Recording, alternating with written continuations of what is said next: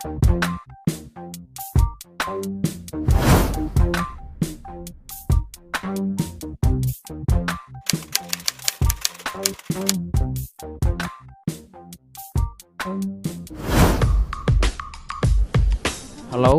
we are from Group 2. Our group's topics is about musical device in poetry. Before we go to the types of musical device in poetry, I want to give a definition about musical device itself. So, my name is Darwin Franz Miaraja. I am from class 3E. I want to give the definition about musical device. So, musical device is a technique for achieving a particular artistic effect. Verbal music in poetry enables a poet to do more than communicate mere information. Poetry make a great use of the music of language than does language that is not poetry. There are 6 common types of musical in poetry, so knowing each of them will help you to get a better understanding for the techniques used in literature. These devices are considered musical because they use similar sound to link each other. Learning about these devices will make you a more informed reader of poetry.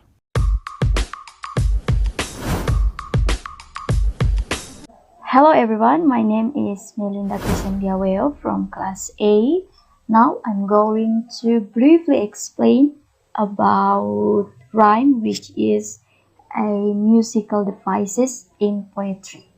According to Oxford, rhyme is a word that has same sounds or ends as the same as another word. Or in poetry, rhyme is a word at the end of every line in a poem that has same sounds as another line. Cite from the Britannica.com, rhyme is an identical or similar syllables in different words which are repeated and usually occurs at the end of a poetic lines.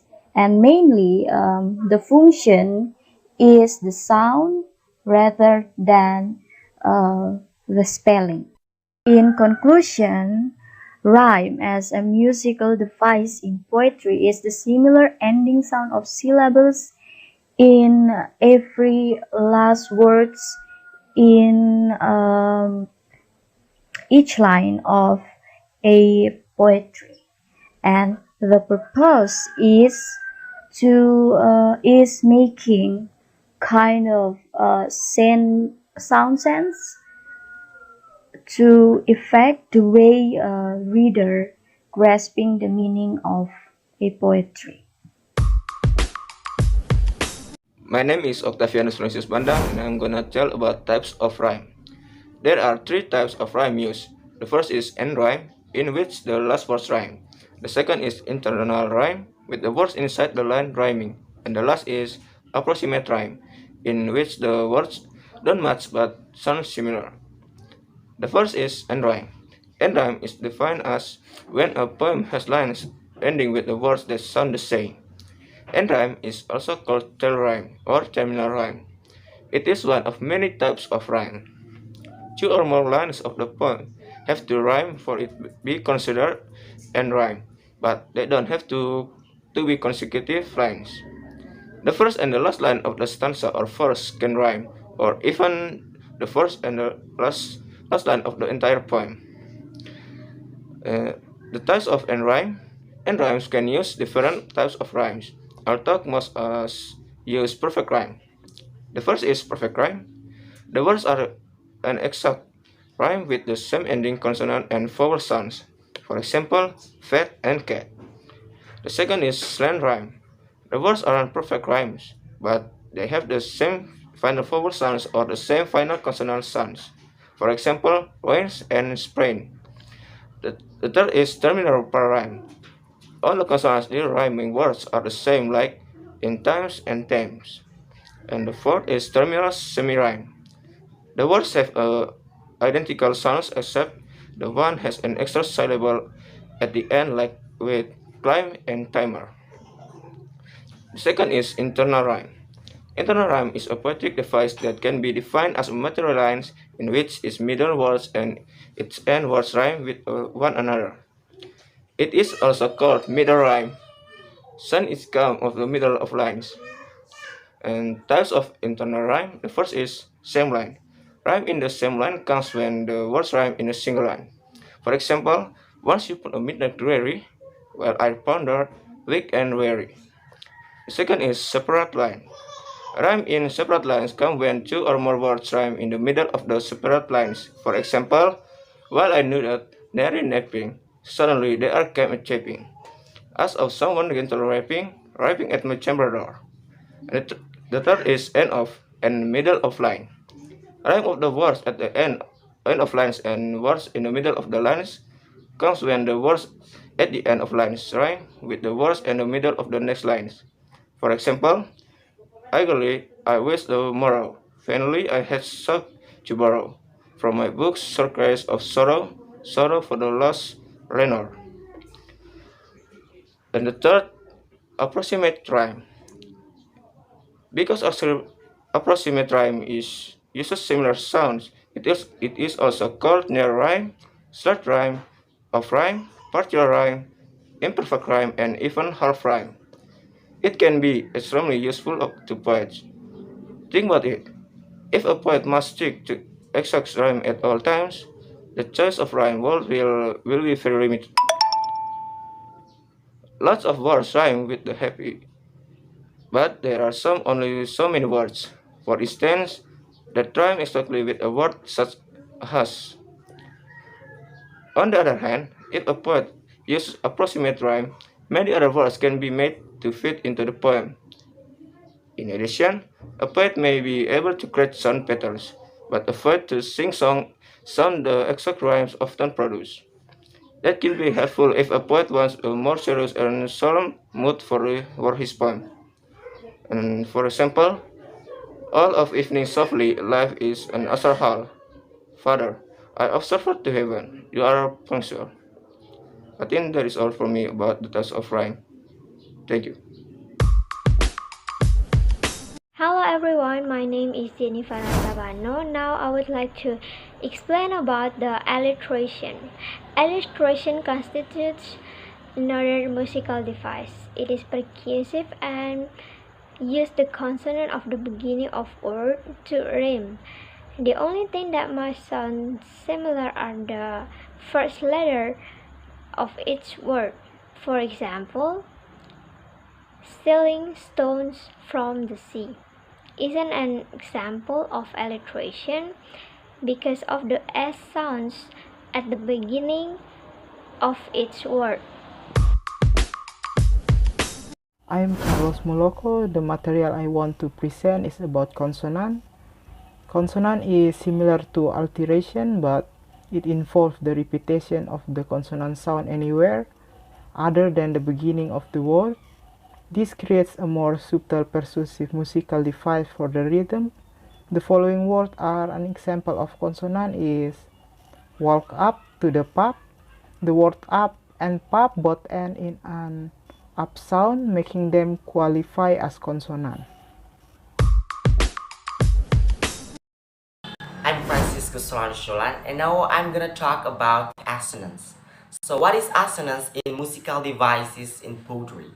So, assonance is about the repetition of vowel sounds close together. So, it's different with alliteration.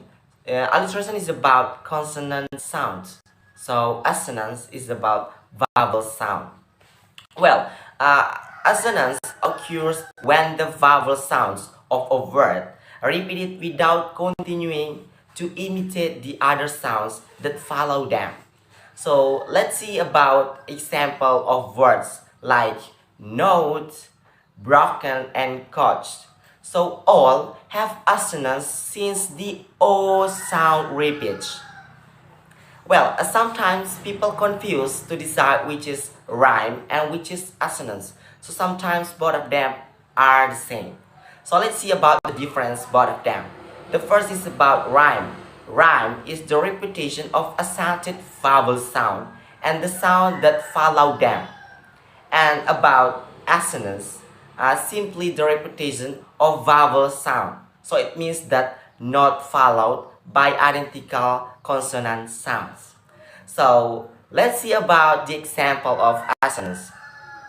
So there are two examples that I will give for you. And the first is the members of club wear unique uniforms. So here there is a assonance of this sentence like unique uniforms. So the vowel U is repeat here. And let's see about the next example. Like for example, the light on the wire is assigned. So the word light, fire, and sight is repeated E sounds. Repeated E sounds. So there is assonance here. So I think that's all. Okay, thank you. My name is Elvin Moes, and now I want to explain other kinds of musical devices in poetry, that is onomatopoeia. Onomatopoeia is the word that imitates sounds.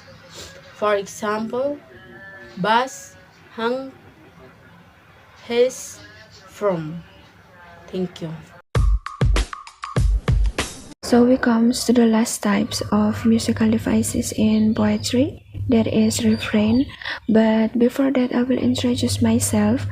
My name is Putri Genelia Lakusa and I am from class 3E. So let's talk about refrain. So refrain is one or more words, phrases or lines that are repeated regularly in a poem, usually at the end of stanza, or appears where a poem divides into different sections. So let's see the first example. We rail coal, we left school, we lurk late, we strike straight. We sing sin, we tinjin, we gestion, we die soon. So the poet is using refraining word we. The word we appears in every line of each stanza. It repeats it twice in the first line in the first stanza, but not repeated in final line and fourth stanza. So let's see the second example. It was many and many a year ago, in a kingdom by the sea, that a maiden there lived whom you may know. I was a child and she was a child, in this kingdom by the sea. But we loved with a love that was more than love, I and my enablee. So in this example, the poet is using refraining line in the kingdom by the sea. This appears in second line of each stanza and recurs in the final line of third stanza, drawing readers' attention and contributing to its meter and rhythm.